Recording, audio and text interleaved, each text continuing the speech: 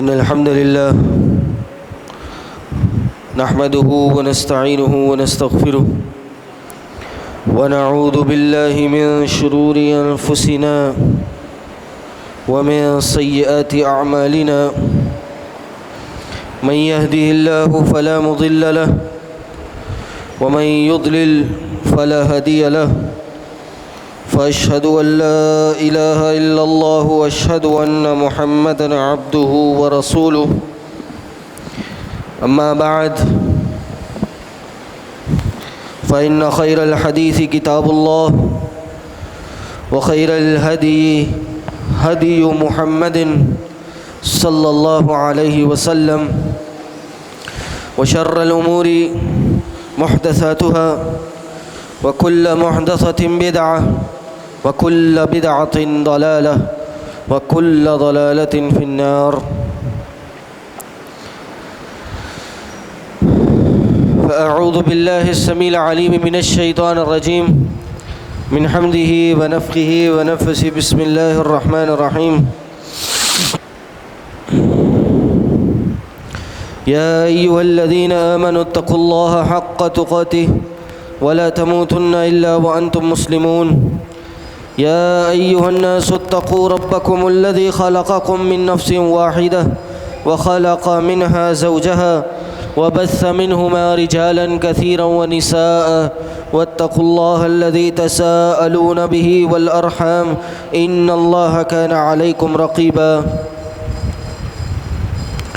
يا أيها الذين آمنوا اتقوا الله وقولوا قولا سديدا يصلح لكم أعمالكم ويغفر لكم ذنوبكم ومن يطع الله ورسوله فقد فاز فوزا عظيما وقد قال الله تبارك وتعالى في القرآن المجيد والفرقان الحميد سبحان الذي أسرى بعبده ليلا من المسجد الحرام إلى المسجد الأقصى الذي باركنا حوله لنريه من آياتنا إنه هو السميع البصير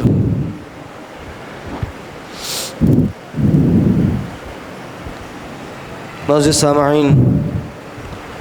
دوستوں، بزرگوں، بھائیوں اور بہنوں، سورہ بنی اسرائیل قرآن کی 70ویں صورت ترتیب مصحف کے اعتبار سے، اور اس کا ایک اور نام سورہ اسراء بھی ہے، کیونکہ اس کی پہلی آیت میں اسراء کے واقعہ، معراج کا واقعہ، اس کا ذکر ہے۔ آج اس مختصر سے وقت میں چاہتا ہوں کہ اس کے پہلے رکوع کی آپ کے سامنے مختصر سی تفسیر بیان کر دوں، اور یہ ضرورت حالیہ معاملات کو دیکھ کر جو اس وقت فلسطین میں ہو رہا ہے، بیت المقدس کے ارد گرد ہو رہا ہے، کیونکہ یہ آیات بیت المقدس سے تعلق رکھتی ہیں، اور اسی کے آنے والی آیتوں کے بعد، یعنی شروع کی 2-3 آیتوں میں جہاں یہ ذکر ہے، اس کے بعد بنی اسرائیل کی کچھ معاملات کا ذکر ہے کہ وہ کس طرح کچھ مراحل سے گزری، کیا کام کیے اور ان کے ساتھ کیا ہوا، اور ان کو بیان کرنے کا مقصد اور کوئی نہیں بلکہ لوگوں کے چند سوالات یا لوگوں کی پریشانی کہ آج یہ ہو رہا ہے تو کیوں ہو رہا ہے، اور ہم ان حالات میں کیا کر سکتے ہیں۔ تو یہ جواب قرآن سے ہی، اسی سورہ اسراء کے پہلے رکوع سے ہی ہمیں مل جاتا ہے۔ تو آئیے جی، بسم اللہ الرحمن الرحیم۔ سبحان الذی اسری بعبدہ لیلا من المسجد الحرام الی المسجد الاقصی۔ سبحان، اس کا مطلب ہے پاک ہے وہ ذات۔ یہ اکثر و بیشتر قرآن پہ جس مقام پہ آتی ہے تو آگے کوئی نہ کوئی اہم بات کا ذکر ہوتا ہے، یا پھر ایسی بات کا ذکر ہوتا ہے جس کا کفار نے انکار کیا ہے، تو اللہ تعالیٰ خود ہی اپنی پاکی بیان کرتا ہے اور کہتا ہے سبحان الذی، پاک ہے وہ ذات۔ کس چیز سے پاک ہے؟ ہر عیب سے، ہر نقص سے، یا یہ جو اللہ پہ بہتان باندھتے ہیں اللہ کے خلاف باتیں کرتے ہیں، ان سب چیزوں سے اللہ پاک ہے۔ وہ اللہ الذی اسری بعبدہ لیلا من المسجد الحرام، وہ اللہ ہے کہ جو لے گیا اسرا اپنے بندے کو رات کے ٹائم لے گیا۔ اسرا یسری اسرا، اس کا مطلب ہوتا ہے رات کے ٹائم لے جانا، کہ پاک ہے وہ ذات جو لے گیا اپنے بندے کو، بعبدہ اپنے بندے کو، لیلا من المسجد الحرام، رات کے ایک چھوٹے سے حصے میں۔ یہ چھوٹا سا حصہ اس عبارت میں موجود نہیں ہے، لیکن مفسرین نے اس کی توجیہ بیان کی ہے کہ اسرا کا مطلب رات کے ٹائم لے جانا ہے، اور لیلن کا لفظ یہ بتا رہا ہے کہ یہ رات کا ایک چھوٹا سا حصہ ہے، کیونکہ جب رات کو لے جانے کا تذکرہ کر دیا تو پھر لیلن کا لفظ دوبارہ کیوں بولا؟ اس نشاندہی کے لیے کہ یہ رات کا ایک چھوٹا سا حصہ تھا، کہ پاک ہے وہ ذات جو لے گئی رات کو اپنے بندے کو، اسرا۔ اور یہ قرآن کے اور مقامات سے بھی واضح ہوتا ہے کہ اسرا کا مطلب رات کے ٹائم لے جانا ہے۔ اللہ نے موسیٰ علیہ السلام کو بھی حکم دیا کہ فسر باہلک، اپنے اہل و عیال کو رات کے ٹائم لے کے چل پڑیے، کیونکہ فرعون اور ان کے لوگ ان کے پیچھے آنے والے ہیں۔ تو یہ مطلب ہے رات کے ٹائم جانا، بعبدہ جو اپنے بندے کو لے گیا، لیلاً رات کے ایک چھوٹے سے حصے میں،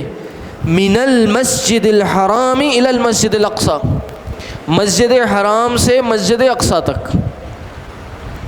یہ وہ سفر ہے کہ جو اللہ کے نبی صلی اللہ علیہ وسلم کو مکی دور میں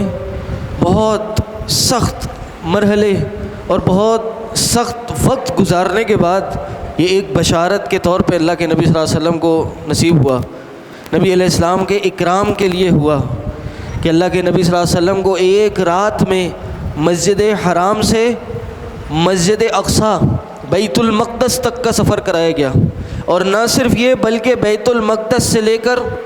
ساتوں آسمانوں کا، یہاں سے پھر جنت جہنم کا، اور یہاں تک کہ پھر اللہ کے بالکل قریب سدرۃ منتہا تک بھی اللہ کے نبی صلی اللہ علیہ وسلم کو لے جایا گیا۔ کیوں لے جایا گیا اس کی توجیہ بیان کی، بلکہ پہلے مسجد اقصی کی تعریف بیان کی، یہ مسجد اقصی کی فضیلت بیان کی۔ فرمایا المسجد الاقصی الذی بارکنا حولہ، یہ وہ مسجد اقصی ہے کہ جس کا ارد گرد بڑا بابرکت ہے، ہم نے اس میں بڑی برکتیں ڈالی ہیں۔ وہ کیا برکتیں ہیں کہ یہ سرزمین انبیاء ہے، کئی انبیاء اس میں آئے، اور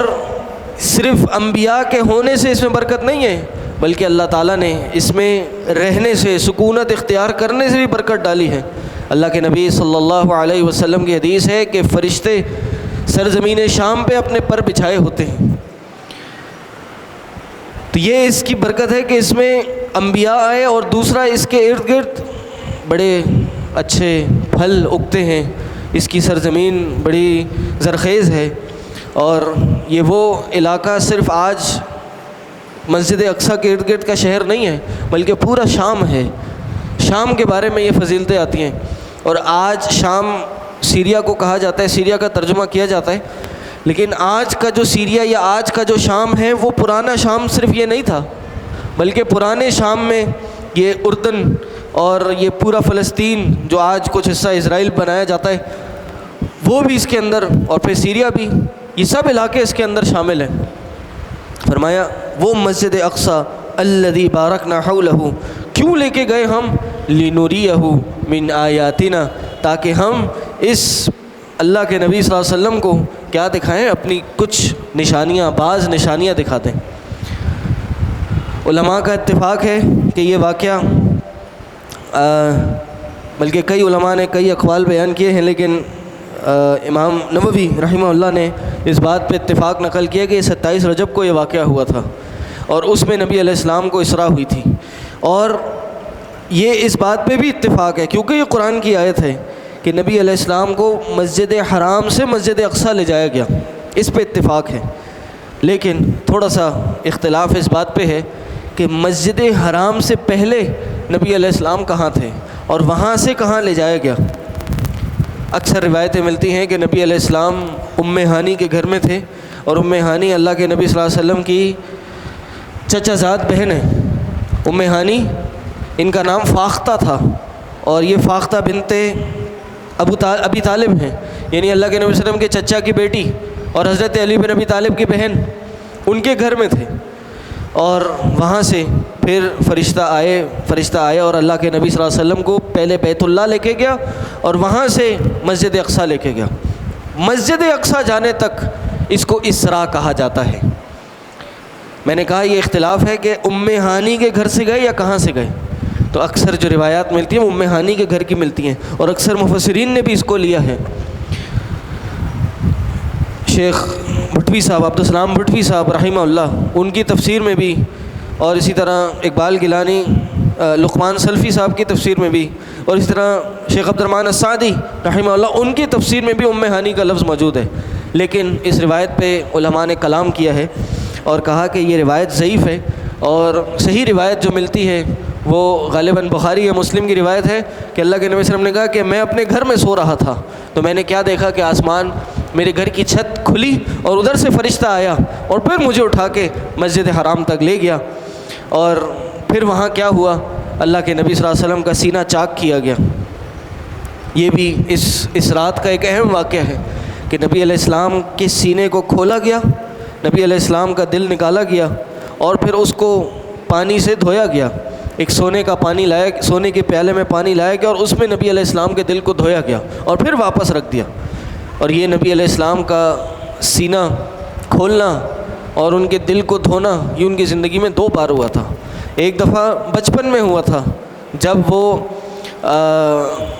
حلیمہ سعدیہ کے ساتھ موجود تھے اور چلنے پھرنے کی عمر میں تھے کہ کچھ بچوں کے ساتھ کھیل رہے تھے اور فوراً سے کچھ بچے آئے کہ ان محمد کو صلی اللہ علیہ وسلم ان کے ساتھ کچھ معاملہ ہو گیا ہے، تو فوراً جب بڑے ان کے پاس دوڑے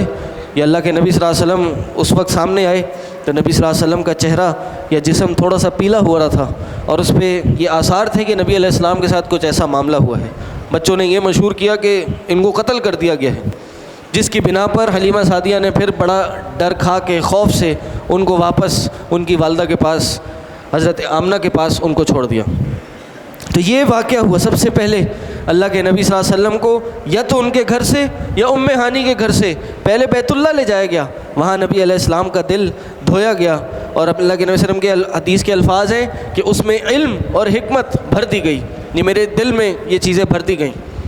پھر اسراء کا واقعہ شروع ہوتا ہے کہ اللہ کے نبی صلی اللہ علیہ وسلم کو یہاں سے مسجد اقصیٰ لے جایا گیا۔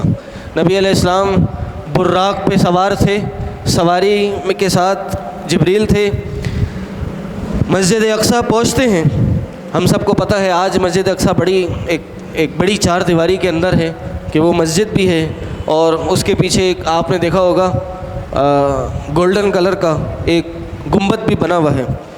تو بعض احباب کہتے ہیں کہ یہ مسجد اقصیٰ نہیں ہے بلکہ جو مسجد قبلی ہے یہ مسجد اقصیٰ ہے۔ تو حقیقت یہ ہے کہ یہ پوری 4 دیواری مسجد اقصیٰ ہے، صرف مسجد قبلی مسجد اقصیٰ نہیں ہے بلکہ اس کے پیچھے جو مسجد ہے جہاں نماز پڑھی جاتی ہے وہ بھی مسجد اقصیٰ کے انڈر ہی آتا ہے۔ تو اللہ کے نبی صلی اللہ علیہ وسلم وہاں پہنچتے ہیں اور مسجد کے دروازے پہ اللہ کے نبی صلی اللہ علیہ وسلم کے اس براق کو باندھا جاتا ہے، نبی علیہ السلام اترتے ہیں، رات کا وقت ہے اور انتہائی ہم سب کو پتہ ہے جب رات ہوتی ہے تو انتہائی سکون کا وقت ہوتا ہے۔ نبی علیہ السلام کہتے ہیں میں مسجد میں داخل ہوتا ہوں تو میں کیا دیکھتا ہوں کہ مسجد میں انبیاء اور رسول جو ہیں وہ نماز پڑھ رہے ہیں، رات کا ٹائم ہے، عبادت میں مشغول ہیں۔ کہتے ہیں میں نے موسیٰ کو دیکھا وہ نماز پڑھ رہے تھے، کہا میں نے ابراہیم کو دیکھا وہ نماز پڑھ رہے تھے اور یہ ابراہیم کا چہرہ بالکل میرے سے ملتا جلتا تھا۔ اور پھر جب نماز پڑھانے کا وقت آیا تو پھر مجھے آگے کیا گیا اور میں نے پھر تمام انبیاء کو جماعت کرائی اور ان کو نماز پڑھائی، اور یہ اللہ کے نبی صلی اللہ علیہ وسلم کے شرف بخشنے کے لیے کیا گیا، اور اسی لیے پھر اللہ کے نبی صلی اللہ علیہ وسلم امام الانبیاء قرار پائے کہ تمام انبیاء کی امامت اللہ کے رسول صلی اللہ علیہ وسلم نے کی۔ اللہ اکبر۔ یہاں سے وہ نماز پڑھاتے ہیں، نماز پڑھانے کے بعد اب معراج کا واقعہ شروع ہوتا ہے۔ یہ معراج کا واقعہ اس آیت میں تو موجود نہیں ہے، لیکن سورہ نجم کی آیتوں میں اس کا ذکر ملتا ہے، اور بدقسمتی سے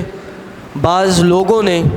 معراج کے واقعے کا انکار کیا ہے تاریخ میں کہ اللہ کے نبی صلی اللہ علیہ وسلم کا معراج نہیں ہوئی۔ کیوں نہیں ہوئی؟ کہ قرآن میں اس کا ذکر نہیں ہے، حالانکہ احادیث میں بڑے واضح طور پہ اس کا ذکر موجود ہے۔ تو وہ لوگ جو احادیث کو نہیں مانتے، یا وہ لوگ جو صرف کہتے ہیں کہ ہمیں قرآن کافی ہے، انہوں نے اس معراج کا انکار کیا۔ پھر ان کے ذرا بیچ والے لوگ ہیں، وہ کہتے ہیں کہ بھائی چونکہ معراج کا واقعہ قرآن میں مذکور نہیں ہے، تو اگر کوئی اسراء کا انکار کرتا ہے تو وہ کافر ہوگا، اور جو معراج کا انکار کرتا ہے وہ کافر نہیں ہوگا۔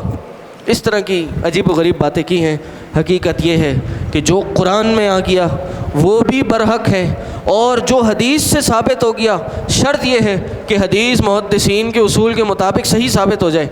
جو حدیث صحیح سند سے ثابت ہو گئی وہ بھی برحق ہے۔ قرآن کا بھی وہی مدلول ہے جو حدیث کا مدلول ہے۔ جو چیز قرآن سے ثابت ہوتی ہے وہی حدیث سے بھی ثابت ہوتی ہے۔ یہ نہیں کہیں گے ہم کہ قرآن سے تو فرض واجب ثابت ہوتا ہے، حدیث سے مستحب ثابت ہوتا ہے، یا قرآن کا خاص حدیث، قرآن کے عام کو حدیث خاص نہیں کر سکتی، یا قرآن کے مطلب کو حدیث مقید نہیں کر سکتی۔ یہ عجیب و غریب بعض لوگوں کے بنائے ہوئے اصول ہیں۔ لیکن حقیقت یہ ہے اللہ کے نبی صلی اللہ علیہ وسلم کو معراج ہوئی، اور یہ برحق ہے۔ اور یہ معراج میں اس میں بھی اختلاف ہے سلف کا کہ یہ معراج اللہ کے نبی صلی اللہ علیہ وسلم کو اپنے جسم اور روح کے ساتھ ہوئی، خواب میں ہوئی، یا صرف روح کی ہوئی۔ اور صحیح بات یہ ہے کہ یہ معراج اور اسراء اللہ کے نبی صلی اللہ علیہ وسلم کو ان کے جسم اور روح دونوں کے ساتھ ہوئی۔ بعض لوگ یہ کہتے ہیں کہ اقصیٰ تک جسم اور روح کے ساتھ ہوئی، اور پھر مسجد اقصیٰ کے بعد روح کو لے کے گیا، لیکن صحیح بات یہ ہے، اور امام فضیل بن عیاض نے پوری اس کی تفصیل بیان کی ہے، اور بلکہ قرآن کی آیت بھی اس بات پہ دلالت کرتی ہے کہ اسراء کا جو لفظ ہے یہ دلالت ہی کس پہ کرتا ہے؟ خواب پہ نہیں ہوتا۔ خواب پہ دکھائے جانے کے الفاظ استعمال ہوتے ہیں، رؤیا کے الفاظ استعمال ہوتے ہیں۔ اسراء کا مطلب یہ ہے کہ ایک انسان کو اس کے جسم کے ساتھ لے جانا، یہ اسراء ہے۔ پھر عبد کا لفظ ہے یہاں پہ، بعبدہ، کہ اس نے اسراء کرائی اپنے بندے کو۔ بندہ روح اور جسم دونوں کا نام ہوتا ہے۔ اگر صرف روح ہوتی تو پھر یہاں اسراء بروح عبدہ ہی ہوتی کہ اپنے بندے کی روح کو لے گیا اللہ، حالانکہ یہاں عبد کا لفظ استعمال ہے کہ اللہ اپنے بندے کو لے گیا۔ تو اس بات سے بات ثابت ہوتی ہے کہ اللہ کے نبی صلی اللہ علیہ وسلم کو یہ اسراء اور معراج جسم اور روح کے ساتھ ہی ہوئی تھی۔ اور کیوں نہ ہو، یہ جسم اور روح کے ساتھ ہی تو معجزہ تھا۔ اگر صرف خواب ہوتا تو پھر سب سے پہلے تو مشرکین مکہ اس کو قبول کر لیتے۔ آپ سب کو پتہ ہونا چاہیے، تاریخی کتابوں میں، واقعات میں یہ بات موجود ہے کہ جس دن نبی علیہ السلام کو یہ اسراء اور معراج کا واقعہ ہوا، صبح انہوں نے آ کے لوگوں کے سامنے بتایا، اتفاق سے پہلے ابو جہل کے سامنے بتایا، اور بتایا کہ رات کو میں مسجد اقصیٰ گیا، اور مسجد اقصیٰ تقریباً 20 دن کا سفر ہے۔ اس زمانے میں 20 دن لگتے تھے مسجد اقصیٰ میں جانے اور آنے میں۔ اس کے بعد اللہ کے نبی صلی اللہ علیہ وسلم آسمانوں پہ بھی چلے گئے، اور اسی رات واپس بھی آ گئے۔ تو یہ مشرکین مکہ کو ہضم ہی نہیں ہوئی۔ کیوں نہیں ہوئی؟ انہوں نے اس کا انکار کیوں کیا؟ مذاق کیوں اڑایا؟ کیونکہ نبی علیہ السلام کا دعویٰ تھا کہ یہ جسم اور روح دونوں کے ساتھ ہوئی تھی۔ اگر یہ خواب ہوتا، یہ صرف روح کے ساتھ ہوتی، تو کیا وہ انکار کرتے؟ تو ہمارا یہ عقیدہ ہے، ہمیں واقعات کے ساتھ ساتھ اور ان سب چیزوں کے ساتھ ساتھ اپنا عقیدہ بھی پختہ کرنا چاہیے، صرف سنی سنائی باتوں پہ نہیں چلنا چاہیے۔ تو فرمایا کہ نبی علیہ السلام کو اسریٰ بعبدہ، ان کے جسم روح کے ساتھ ہی ہوئی۔ وہاں سے جب اللہ کے نبی صلی اللہ علیہ وسلم کا معراج کا واقعہ شروع ہوتا ہے، فرشتے اللہ کے نبی صلی اللہ علیہ وسلم کو اوپر لے جاتے ہیں، ساتوں آسمانوں کا سفر کراتے ہیں، وہاں پہ مختلف انبیاء سے ملاقات ہوتی ہے، جاتے ہوئے موسیٰ علیہ السلام سے بھی ہوتی ہے، آسمان کے فرشتوں سے ملاقات ہوتی ہے، وہ اللہ کے نبی صلی اللہ علیہ وسلم کو سلام کرتے ہیں، نبی علیہ السلام کا تعارف پوچھتے ہیں، یہاں تک کہ پھر اللہ کے نبی صلی اللہ علیہ وسلم کو جنت میں لے جایا جاتا ہے۔ وہ بعض نشانیاں، بعض جنت کے احوال دیکھتے ہیں، جہنم میں لے جایا جاتا ہے، بعض عذاب جو لوگوں کو ہو رہا ہوتا ہے وہ دیکھتے ہیں، یہاں سے پھر کرا کے سدرۃ المنتہا تک لے جایا جاتا ہے۔ اللہ کے نبی صلی اللہ علیہ وسلم کہتے ہیں کہ وہاں جا کر مجھے لوح کی آواز آئی، قلم کی آواز آئی جو لوح پہ لکھی جا رہی تھی، یعنی جو تقدیریں لکھی جا رہی تھیں اس کی آواز میرے کانوں پہ آئی۔ وہاں جا کے اللہ کے نبی صلی اللہ علیہ وسلم اللہ تعالیٰ سے ہم کلام ہوئے، واپسی پہ آ رہے تھے، موسیٰ علیہ السلام نے نمازوں کا تحفہ ملا۔ ہم سب کو پتہ ہے 50 نمازیں فرض ہوئیں، کرتے کراتے موسیٰ علیہ السلام کے کہنے پہ وہ 5 ہو گئیں، اور 5 نمازوں تک پھر اللہ کے نبی صلی اللہ علیہ وسلم اس کو لے کے واپس آئے، اور واپس ان کو ان کے گھر پہ پہنچا دیا گیا، اور پھر صبح یہ واقعہ ہوا۔ اور اس واقعے کی سچائی پہ ایک اور واقعہ یہ ہوا کہ جب نبی علیہ السلام واپس آ رہے تھے اس رات کے پہر، تو جب اپنے گھر میں مکہ کی طرف آ رہے تھے تو اوپر ابھی اپنے براق پہ تھے کہ نیچے ایک قافلہ جاتے ہوئے دیکھا،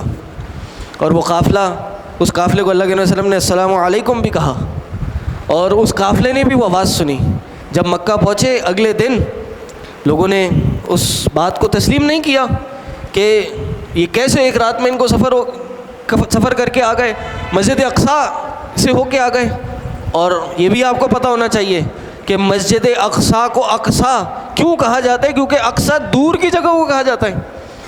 اقصیٰ کہتے ہی اس جگہ کو ہے جو دور ہوتی ہے، تو وہ دور والی مسجد، تو اس دور والی مسجد میں اللہ کے نبی صلی اللہ علیہ وسلم ایک رات میں گئے بھی اور ہو کے بھی آ گئے۔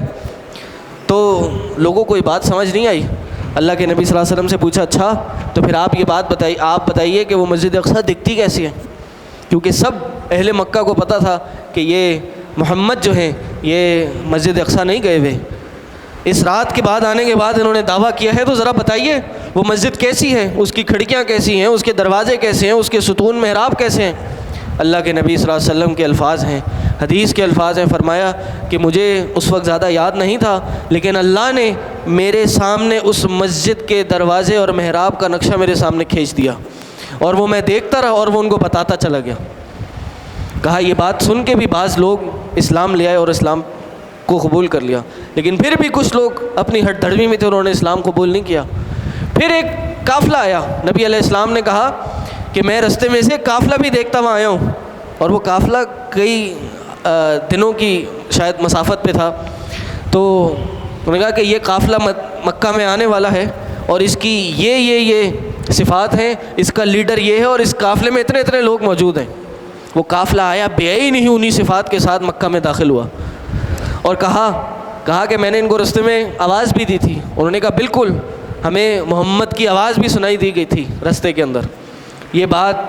بھی اس واقعے کی، معراج کی صدق اور سچائی کی دلیل ہے۔ سیرت کی کتابیں بھری پڑی ہیں اس سے، لیکن پھر بھی کچھ ہٹ دھرم اور ضد اور عناد میں کچھ لوگ تھے، کفار تھے، جو تب بھی اسلام نہیں لائے۔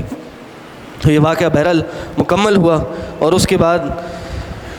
یہ نبوت کے یہ مکی دور کے بالکل آخر میں ہوا تھا، یعنی سورہ اسراء کا جو نزول ہے یہ مکی دور کے بھی آخر میں ہوا، اور یہ جو واقعہ ہے یہ بھی مکی دور کے آخر میں ہوا، اور اس کے چند مہینوں بعد اللہ کے نبی صلی اللہ علیہ وسلم نے پھر مدینہ کی طرف ہجرت کی۔ تو یہ بہرحال یہ خلاصہ تھا اسراء اور معراج کا۔ وقت بہرحال ختم ہو گیا ہے، یہ واقعے کی ہی تفصیل ہو گئی۔ صرف اس واقعے سے ہی ہمیں یہ بات کا اندازہ لگانا چاہیے کہ اللہ تعالیٰ نے پوری ایک سورت کا نام، یا پوری ایک سورت نازل کی جس میں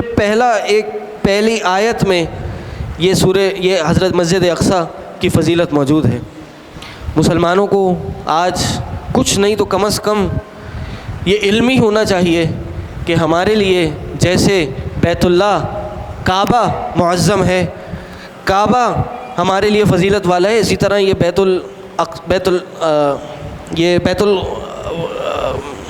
القدس، یہ مسجد اقصیٰ بھی ہمارے لیے یہ فضیلت والی ہے۔ اور آج بدقسمتی سے یہود دشمنان اسلام اس پہ قابض ہیں، اور نہ صرف قابض ہیں بلکہ اس کے ارد گرد کے مسلمانوں کو گاجر مولی کی طرح کاٹتے چلے جا رہے ہیں، ان پہ ظلم کیے چلے جا رہے ہیں۔ تو آج اگر ہمیں کچھ نہیں کرنا تو کم از کم یہ علم تو رکھیں ہم، اور اس کے بعد جو آگے آیتوں میں کام بتایا گیا ہے اس پہ کم از کم عمل کرنے کی کوشش کریں، تاریخ کو کم از کم اپنے ذہن میں رکھیں، اپنے عقیدوں کو پختہ کر لیں۔ مزید آیتوں میں آگے کیا آیا اور ہمیں آج کے ان واقعات پہ ہمارا کیا رد عمل ہونا چاہیے، ہمیں کیا کرنا چاہیے، وہ آگے والی آیت میں آ رہا ہے، وہ انشاءاللہ آنے والے جمعے میں آپ کے سامنے رکھیں گے۔ اللہ سے دعا ہے اللہ تعالی ہم سب کو ان سب باتوں کو پڑھنے، سمجھنے کی اور دوسروں تک پہنچانے کی توفیق عطا کرے۔ اللہ تعالی مسلمانوں کی نصرت فرمائے، اللہ تعالی مسلمانوں کی حفاظت فرمائے۔ جہاں کہیں بھی مجاہدین فی سبیل اللہ اللہ کی راہ میں جہاد کر رہے ہیں، اللہ تعالیٰ ان کی نصرت فرمائے۔ اللہ تعالیٰ مسجد اقصیٰ کو، بیت المقدس کو اللہ تعالیٰ دشمنان اسلام سے آزاد کرے اور مسلمانوں کے ہاتھ میں لات دے۔ اور آج اللہ تعالیٰ مسلم امہ کو یہ جرت، یہ ہمت، یہ طاقت نصیب کرے کہ وہ دشمنان اسلام کے خلاف ایک طاقت بن کے کھڑے ہو جائیں، تاکہ جو بھی ظلم ان مسلمانوں پر، ہمارے بھائیوں پر ہو رہا ہے، یہ آن فان ختم ہو جائے اور کوئی مسلمانوں پر آنکھ اٹھا کے بھی دیکھنے کی ہمت نہ کرے۔ یہ بات حقیقت ہے، اس پہ اپنی بات کو میں ختم کروں گا کہ جب تک مسلمانوں نے جہاد پہ عمل کیا، جب تک مسلمانوں نے اس دنیا میں جہاد کرتے رہے، تب تک کافروں کی یہ جرت نہیں ہوئی کہ مسلمانوں کو ٹیڑھی آنکھ سے دیکھیں۔ لیکن آج مسلمان، جہاد تو بہت دور کی بات، مسلمان نماز سے گیا، مسلمان اپنے بنیادی دین کی عبادات سے گیا، مسلمان اپنے فرائض واجبات سے گیا۔ جب یہ سارا ہوا تو اللہ تعالیٰ نے ان کو ہم پہ مسلط کر لیا۔ تو خلاصہ کہ یہ کیوں ہو رہا ہے، یہ ہمارے اپنے کرتوتوں کا ہے۔ دلیل کیا ہے؟ قرآن و حدیث ہے، جو آنے والے جملے میں انشاءاللہ بیان ہوگی۔ وآخر دعوانا الحمدللہ رب العالمین۔